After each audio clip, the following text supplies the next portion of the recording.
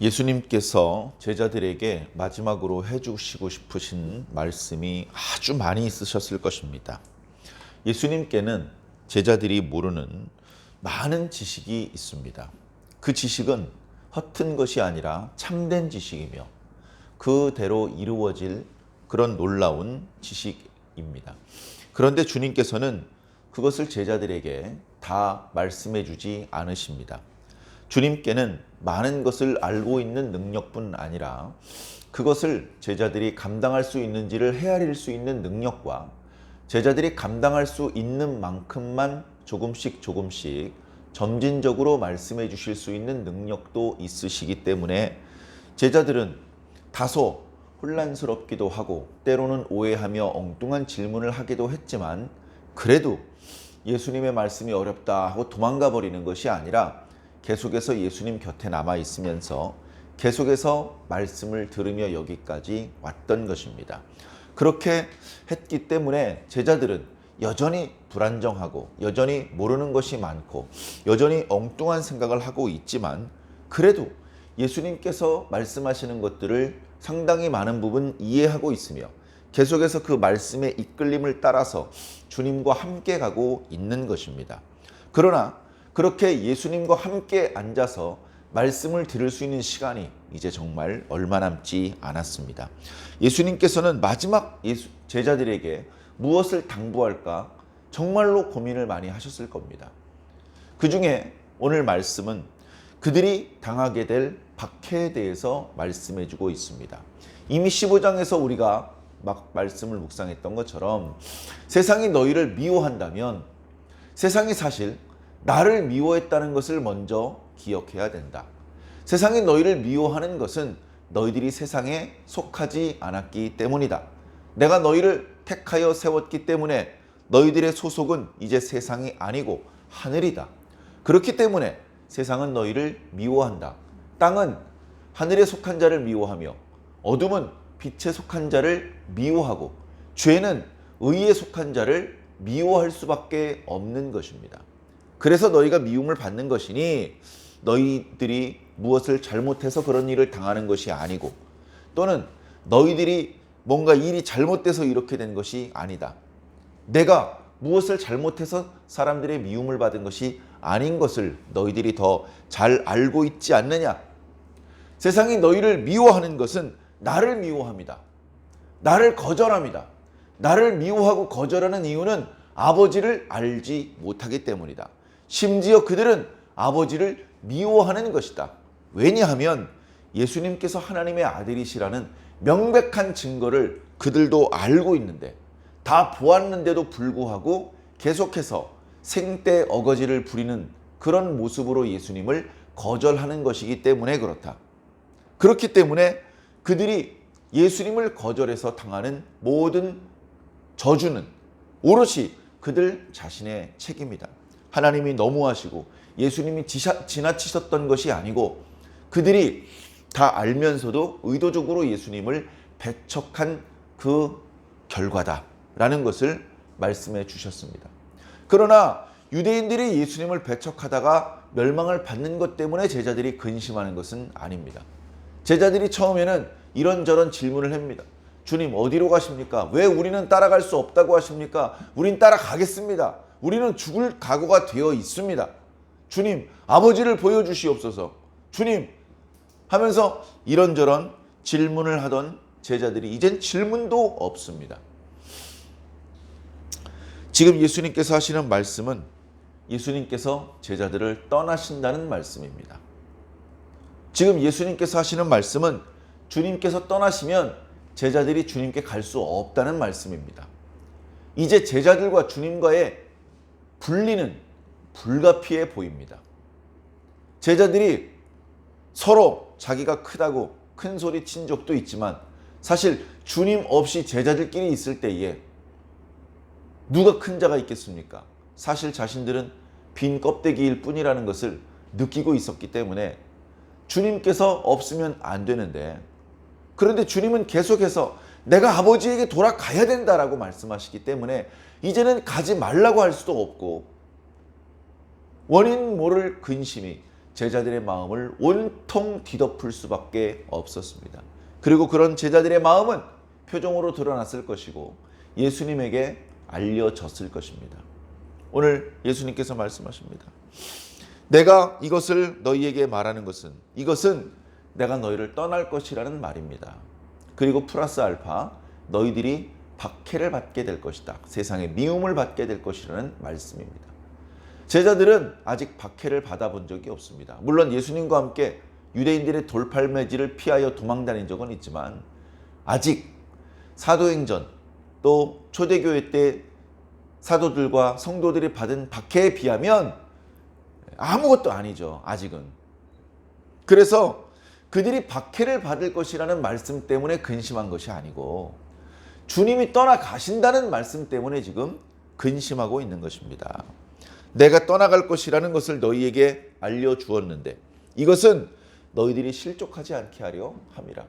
예수님은 없고 유대인들은 박해하고 그럴 때 중심을 잡지 못하면 흔들릴 수 있죠. 넘어질 수 있습니다.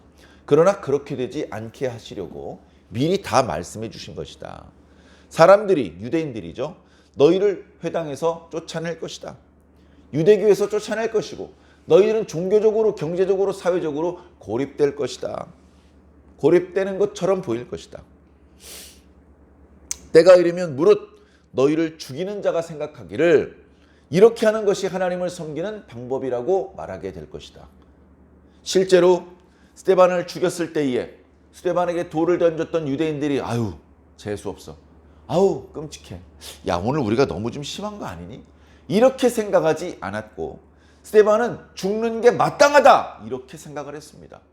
바울도 그렇게 생각을 했었다고 사도행전 말씀은 기록하고 있습니다. 예수님께서 말씀하신 대로 그랬죠. 스데반을 죽일 때만 그랬습니까? 아니죠. 다른 제자들을 죽일 때도 똑같은 심정이었습니다. 아 그럼 잘 죽었다. 아 이놈 때문에 아주 그냥 골치를 썩었는데 아 이놈 죽이니까 조용하구만. 유대인들이 그런 사악한 그런 잔인한 모습을 하면서도 그것을 종교적인 당위성으로 포장을 했다라고 말씀을 하시는 것입니다. 3절 그들이 이런 일을 할 것은 아버지와 나를 알지 못합니다. 어떻게 보면 불쌍한 겁니다. 조상 때부터 고대로부터 구약 시대로부터 하나님을 섬기던 민족이었는데 정작 하나님을 모르고 하나님의 아들을 모릅니다. 그 결과 하나님께서 하시는 일을 방해하고 예수님을 죽이더니 예수님의 제자들까지도 죽이는 일을 서슴지 않고 있는 것입니다. 영생은 곧 유일하신 참 하나님과 그의 보내신 자 예수 그리스도를 아는 것입니다 라고 그렇게 말씀하셨는데 유대인들은 안타깝게도 아버지도 모르고 아들도 모르기 때문에 아버지께서 하시는 일을 거역하고 방해하고 있는 것입니다. 오직 너희에게 이 말한 것은 너희가 그때를 당하면 이 말한 것이 기억나게 하려는 것이다. 자, 예수님께서 옆에 없습니다. 그런데 예수님께서 말씀하셨던 대로 됐습니다. 그때 말씀이 무조건적으로 기억날까요? 기억력이 좋은 사람이 기억날까요? 그건 아닌 것 같습니다.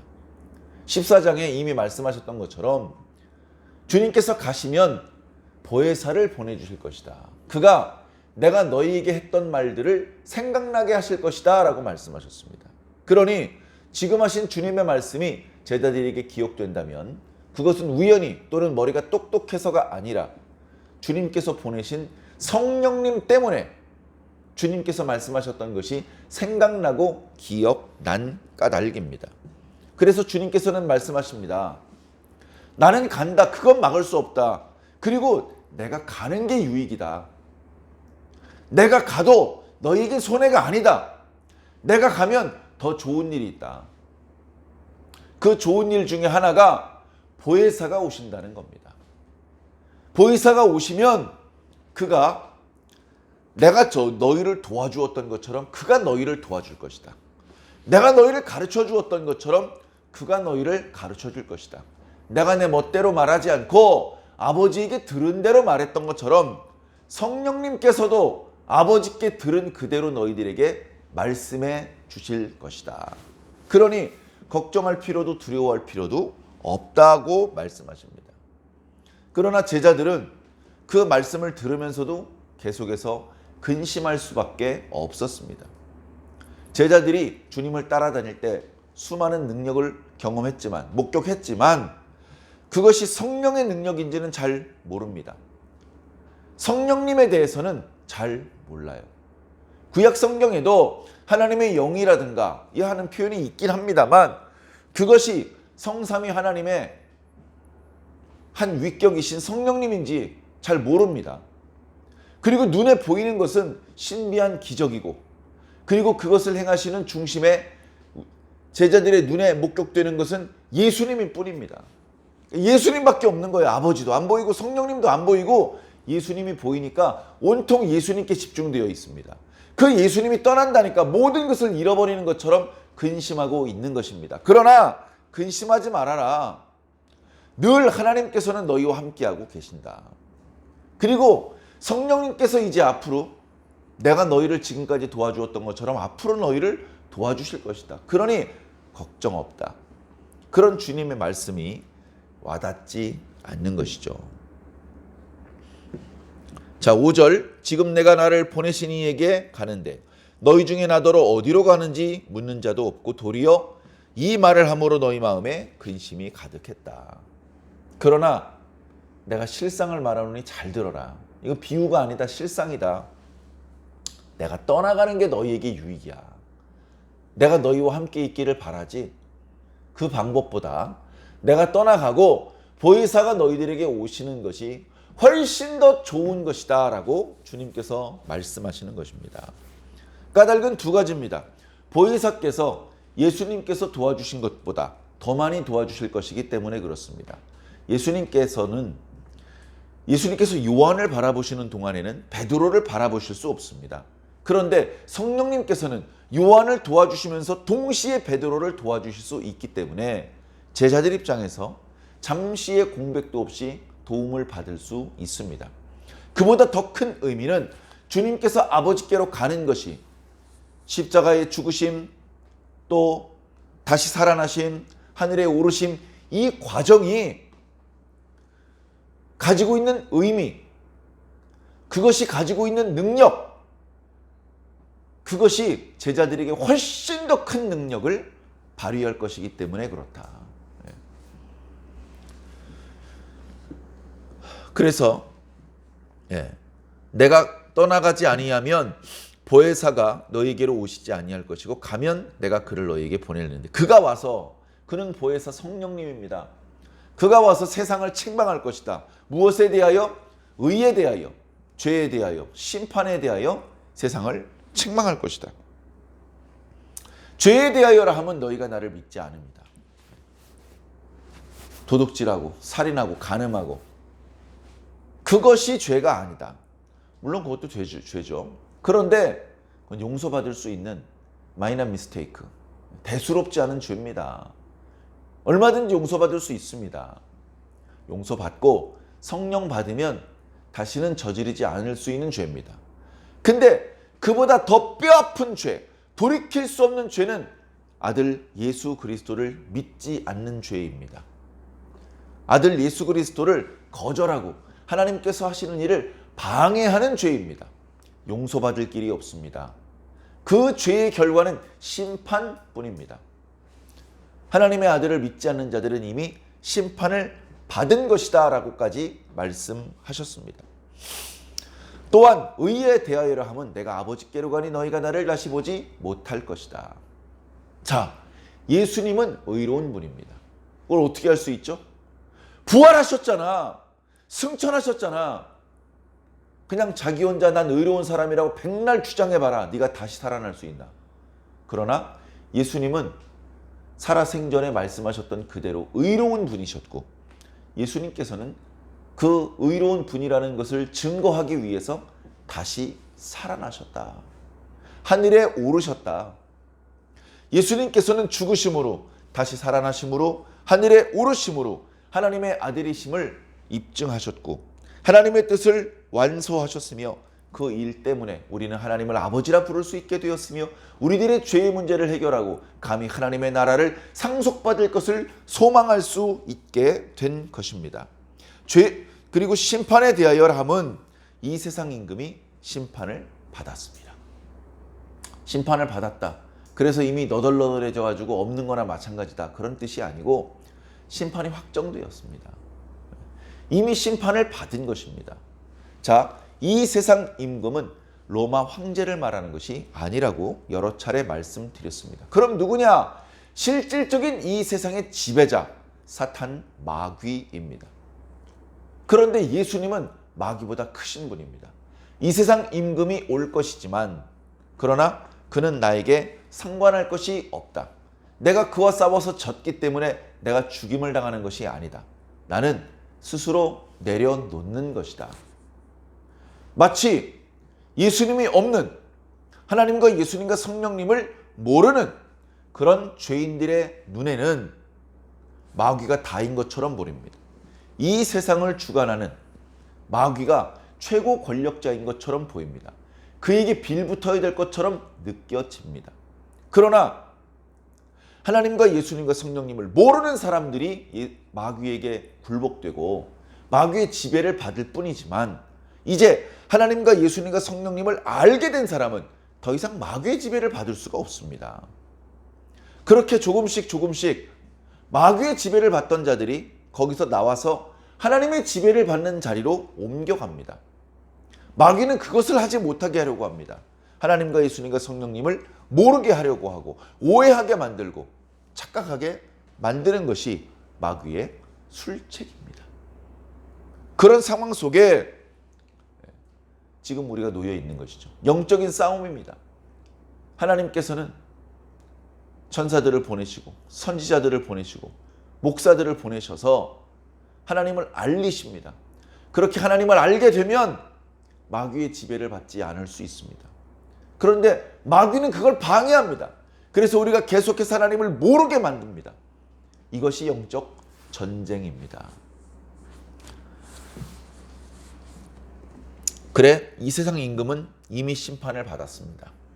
이 세상 임금은 마귀인데 그는 본래 하늘에서 매우 지위가 높은 천사였습니다. 그러나 그가 교만하여 하나님의 대적자가 되었습니다. 하나님의 천사 미카엘과 싸워서 졌습니다. 하늘에 있을 곳을 얻지 못하여서 땅으로 내쫓겼습니다. 그래서 이 땅에서 땅을 지배하는 자가 되었고 하나님의 일을 방해하는 자가 되었습니다. 이미 한 방 얻어맞아서 마귀가 무슨 전능의 하나님처럼 행세하지만 사실은 심각한 타격을 입고 이 땅에서 하나님의 일을 방해하는 일을 하고 있을 뿐입니다. 그리고 그는 최종적으로 큰 쇠사슬에 결박되어 무저기에 던져져서 1000년 동안 감금이 될 것이고 거기서 잠시 풀려나왔지만 결국 또다시 제압되어서 영원히 불못에 던져질 것이라고 요한계시록은 말씀해주고 있습니다. 주님께서 여러 가지 말씀을 마치 두서없이 말씀하신 것처럼 말씀하시다가 12절에 내가 이거 말고도 너희들에게 해주고 싶은 말이 너무나 많다. 근데 이제 시간이 없다. 내가 알고 있는 것을 너희들에게 다 말해줄 수 없을 것 같다. 근데 괜찮다. 너희들이 들어야 될 말씀은 다 얘기해 주었다. 그리고 너희들이 지금은 어차피 깨닫지 못한다. 그러나 너희들이 깨달을 수 있을 때에는 내가 없다. 그래도 괜찮다. 왜? 성령님을 통해서 말씀해 줄 것이기 때문에. 내가 아직도 너희에게 이를 것이 많으나 지금은 너희가 감당하지 못할 것이다. 그러나 진리의 성령이 오시면 그가 너희를 모든 진리 가운데로 인도하실 것이다. 모든 진리, 모든 말씀을 뜻하기도 하고 그 모든 말씀의 핵심 주인공인 예수 그리스도를 뜻하기도 합니다. 예수님 말씀하시지 않습니까? 내가 그 길이고 내가 그 진리야. 진리 가운데로 인도를 받아야 됩니다. 다시 말해 예수님께로 인도를 받아야 됩니다. 예수님 안에서 우리는 하나님 안으로 들어갈 수 있기 때문입니다. 그리고 그 과정에서 성령님의 도움은 절대적입니다. 다른 도움은 있을 수 없습니다.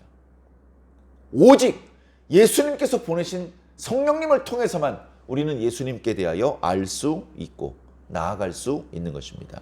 그 성령님께서는 스스로 말하지 않고 듣는 것, 하나님께 들은 것을 말하시며 그 중에는 장래일에 대한 말씀도 주실 것이다. 그가 보혜사 진리의 성령님께서 예수 그리스도의 영광을 나타낼 것이다. 예수님의 것을 가지고 너희에게 알리는 것이기 때문에 그렇다. 아버지께 있는 것을 다 예수님께 주셨고 예수님은 그것을 성령님께서 주셔서 성령님을 통해서 이제 예수님께서는 우리에게 말씀을 해주실 것이다. 제가 둔한 입술로 오늘 본문 말씀을 이렇게 설명드렸습니다만 너무나 놀라운 말씀이고 너무나 기막힌 말씀입니다. 이 말씀을 실질로 들었던 11 제자들에게만 해당되는 말씀이 아니고 예수님의 제자들의 시대에만 적용되는 말씀이 아니고 오늘 저와 여러분들의 시대에까지 계속 적용되는 놀라운 능력의 말씀입니다. 이 말씀 덕분에 우리도 예수님의 말씀을 듣고 배우고 있고 그렇게 성령님을 통해서 들은 말씀을 통해서 우리는 하나님 예수님 성령님을 알아가고 있고 우리는 구원을 받고 이 세상 임금의 지배를 받는 것이 아니라 만왕의 왕이신 예수 그리스도의 백성으로 살아가고 있는 것입니다. 사랑하는 성도 여러분, 주님의 사랑은 끝이 없으십니다. 그 망극하신 주님의 사랑 때문에 오늘 우리가 이렇게 살고 있습니다. 이 놀라운 주님의 말씀 앞에서 우리는 온전히 그 말씀을 깨닫지도 못하고 실천하지도 못하고 여전히 실수투성이의 결격사유투성인 모습으로 살고 있습니다만 매우 느린 속도지만 좋아지고 있습니다. 그리고 최종적으로 성령님께서 또 말씀으로 하나님께서는 우리를 온전한 당신의 백성으로 만들어 내실 것입니다. 마지막 천사가 소리내는 날 호련히 변화될 것이라는 말씀 속에 우리가 온전한 하나님의 백성으로 만들어지는 그 의미가 포함되어 있습니다. 사랑하는 성도 여러분, 지금 다소 연약하지만 마귀는 계속 우리 귀에다 대고 야 임마 너는 죄인이야 넌 틀렸어 라고 속삭이더라도 흔들리지 말고 마귀의 속삭임이 아니라 예수 그리스도의 음성만을 따라가시고 그래서 우리에게 허락된 이 구원의 길 끝에서 예수님을 만나며 구원의 기쁨을 온전히 누리게 되시기를 예수님 이름으로 간절히 축원합니다.